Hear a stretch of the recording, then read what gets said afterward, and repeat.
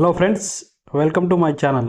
ఈరోజు క్లాస్ వచ్చి ఒక హిందూ పేపర్లో వచ్చిన ఒక చిన్న ఆర్టికల్ని తీసుకొని ఎక్స్ప్లెయిన్ చేస్తాను. చూడండి, Telugu to English. Centre blames IndiGo for roster lapses ఓస్ యాక్షన్. అంటే ఇది కేంద్రము నిందించింది అనమాట ఇండిగోని. ఏమని? వాళ్ళు రోస్టర్ ల్యాప్సస్ అంటే డ్యూటీ ఎలా వేయాలనేది అనమాట సిబ్బందికి. దీనిపైన ఓస్ యాక్షన్ అంటే తగిన చర్యలు తీసుకుంటామని చెప్పింది. వివరాల్లోకి వెళ్తే, union civil aviation minister K Rammohan Naidu on Monday informed parliament. అంటే యూనియన్ సివిల్ ఏవియేషన్ మినిస్టర్ అంటే కేంద్ర విమానయాన శాఖ మంత్రి రామ్మోహన్ నాయుడు ఆన్ మండే సోమవారం నాడు పార్లమెంట్కి ఇన్ఫార్మ్ చేశాడు అనమాట. ఏమని ఇన్ఫార్మ్ చేశాడో చూడండి. The government has initiated an inquiry into an Indigo's mass flight cancellation that left several flyers stranded across airports in the country. Stranded అంటే ఇరుక్కుపోయారని.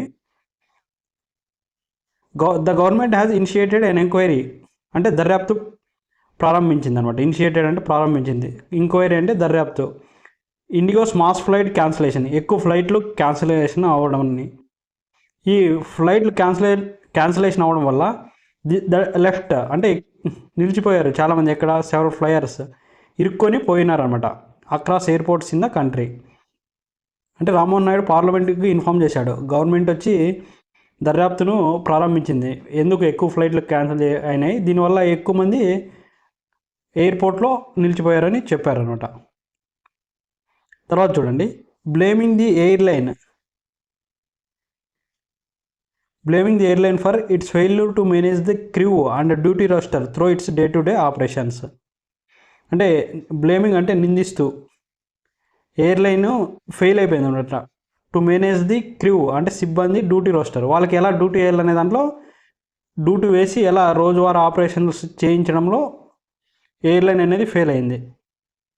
అదేవిధంగా మిస్టర్ నాయుడు